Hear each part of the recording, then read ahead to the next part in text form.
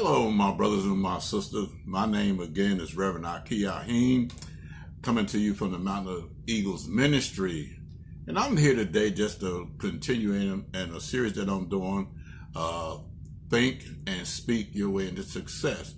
And the subtitle will be today, Watch as Well as Pray. Now, before I really get started into this, I want to do a few housekeeping items. And that is, if you really enjoy this, you learn something from it, or want to just participate, feel free to hit the like button, hit the notification button, so when I do one, you can just get notified of it, and hit the subscribe button. It would be greatly appreciated. And with that being said, let us get started. Now, I'll be coming to you from the book of Nehemiah, which is we're in this book. I've shared a few things with you in the previous four parts I did about what to do, how to fast, how to pray, follow God's plan, stay in your own lane. Well, today we're going to teach you about watch as well as pray. Because sometimes a lot of us think just praying is enough, but sometimes you got to do just a little bit more. And with that being said, Nehemiah chapter 4, and I'm going to do 15 through 23. I won't do the whole book because it takes a lot of time, and I don't want to bore you guys with a lot of reading. Just read the whole book of Nehemiah when you got time, so when we do it, you'll know where I'm at. Okay, so it says, it came to pass when our enemies heard that it was known unto us, and God had brought their counsel to naught, that we returned all of us to the wall, every one unto his work. And it came to pass from that time forth that the half of my servants wrought in the work, and the other half of them held both the spear and the shields, the bows and the habergeons, and the rulers were behind all the house of Judah. They which build on the walls, and they that bear burdens with those that ladle, every one with one of his hands wrought in the work, and with the other hand held his weapon. For the builders, every one had his sword girded on his side, so builded. And he that sounded the trumpet was by me. And I said unto the nobles, and to the rulers, and to the rest of the people, the work is great and large, and we are separated upon the wall one from another. And what place thereof ye hear the sound of the trumpet, resort ye hither unto us. Our God shall fight for us. So we labored in the work, and half of them held the spears from the rising of the morning till the stars appeared. Likewise the same said I unto the people, let every one with his servants lodge within Jerusalem, that in the night they may be a guard to us and labor on the day.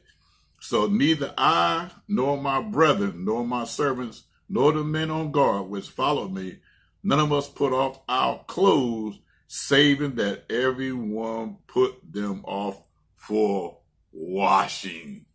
Now, you have to understand the setting here. Sam Ballard and his boys was trying to prevent the building of the wall. And we have to understand something. Even though God gives us a plan, we don't pray, we don't fast it, we got the plan, we stand in our lane. The devil's not just going to sit back and let you be successful. He's going to do some things to prevent you from going to your destiny. And at the same time, you got to be aware of this and take the necessary precautions you need to ensure your success. Now, God told them what to do, because believe me, Nehemiah was a cupbearer. He doesn't know nothing about fighting wars, none of this stuff. God gave him what to do, because if you read earlier in the passage, it says he prayed. Nehemiah is forever praying. And that's what we need to do, forever pray. We need to forever be in constant communication with God. And I don't mean every 24 hours a day. I mean, when something comes up, get in prayer with God.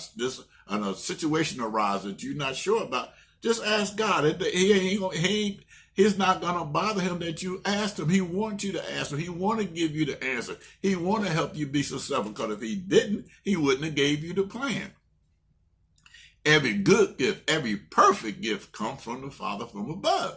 So we need to know that he's going to give it to us if we just ask. So you see here, they're doing a great work. They're trying to get done, and these other guys are trying to prevent them. So much so they have even threatened to attack them. So what they did was say, okay, what we got to do, because we're not a big enough force to try to do the work and try to have an army too. So we're going to have to do both at one time. That's novel. That's what you call thinking outside the box.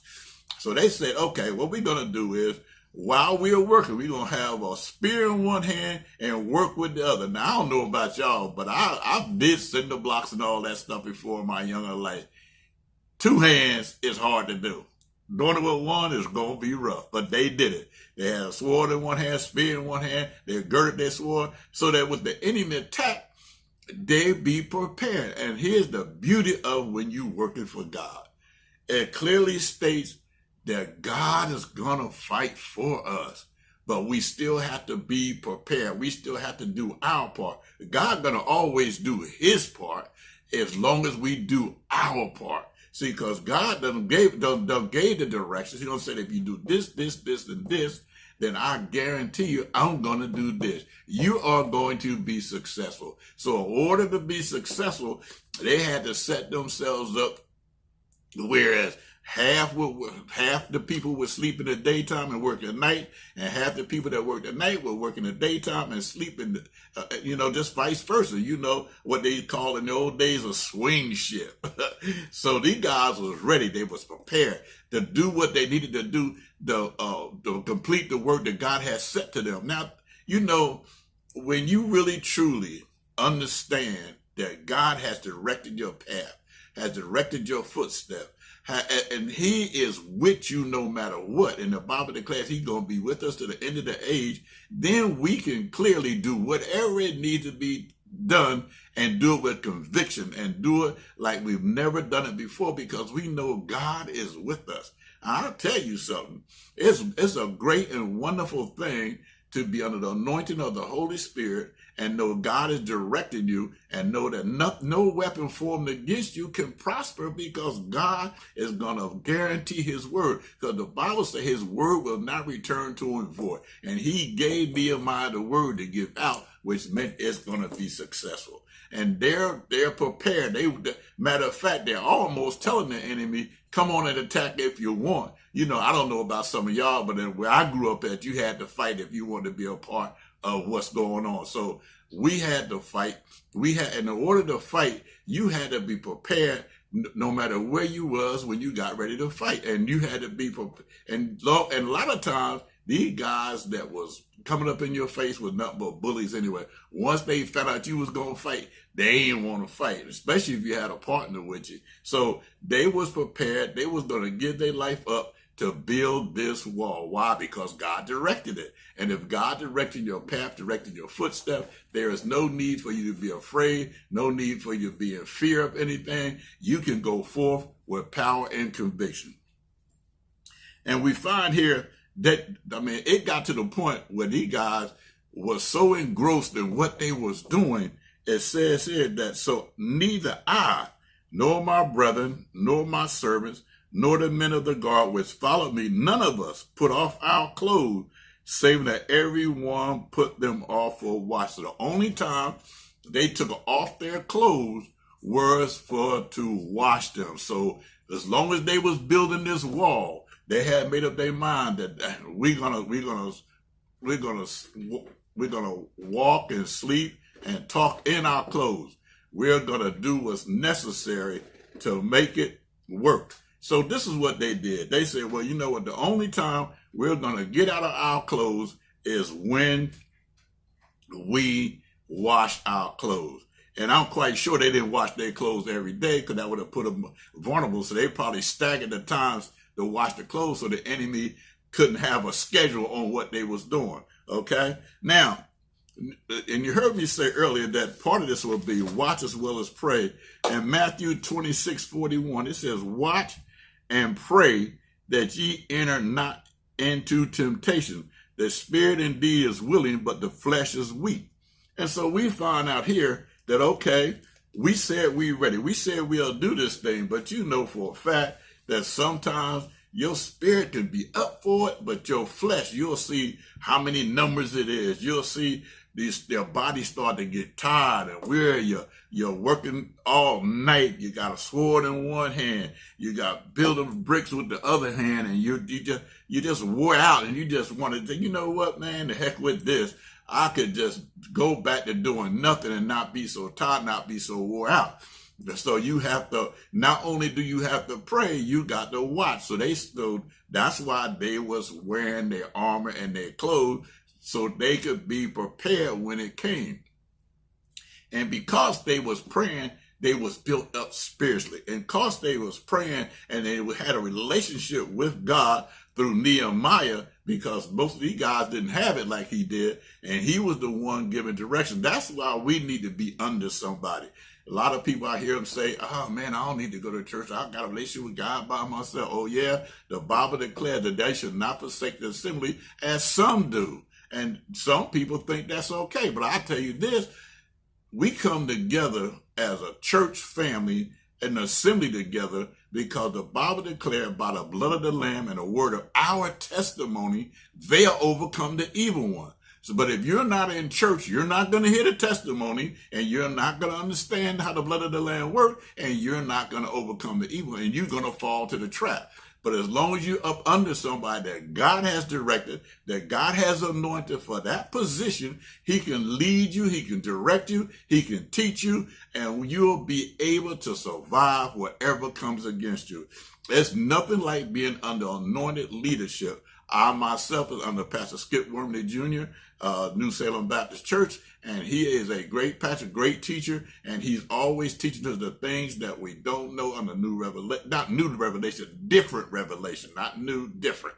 And I just enjoy being up under him, and as long as I'm under him or with him, even if God were to give me my own church, I would always refer to him because he's more experienced in the field than I am. I got enough sense to understand that. I know God direct him and lead him. He always loved to tell us, if you don't believe God directed me here, anointed me for this, then you don't need to be here. And I believe that. If you don't believe it, you don't need to be there. So I'm there because I believe it.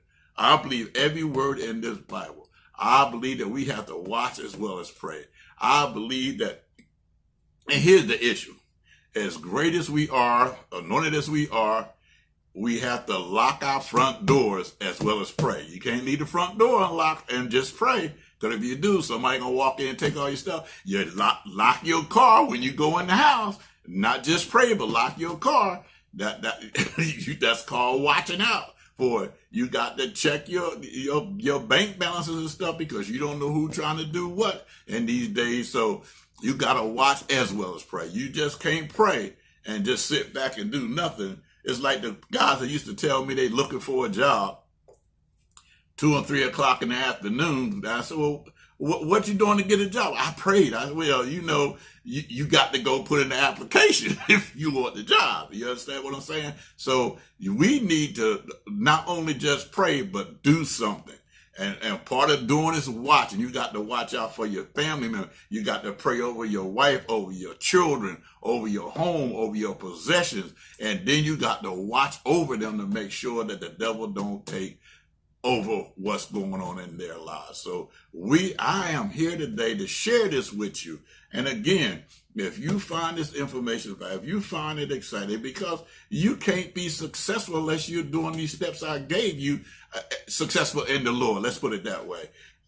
And if you find it interesting, if you find it informational, and you find this is something that you learned that you didn't know before, then please hit the notification button, hit the like button, or simply subscribe and join in, because there are some series, 3 series I did before this that ties all this together. And I'm not finished with this yet. I got a couple more to put to this to add to it, because there's still some miracles God still have yet to do here. Because you got to remember, and let me tell you this before I close out. The people that's coming against Nehemiah really don't understand what they're doing. Because Nehemiah is under the protection of Xerxes, King of Xerxes, right? He's under his protection. They don't know this. All they know is he's in Jerusalem building these walls. So they keep threatening him that they gonna tell people what they're doing, because they rebelling against the king. But what they don't realize, the king was the one that allowed him to come there. The king was the one that gave him the letters to build the walls and stuff. But these idiots don't know that, so they keep trying to put a stop to what they're doing. And what they really don't understand is, if they were to attack Nehemiah and kill Nehemiah, the king is going to come against them. And not only is that king going to come against them, the Lord of Lords and King of Kings is going to come against them, because the Bible declared, touch not my anointed and do my prophet no harm.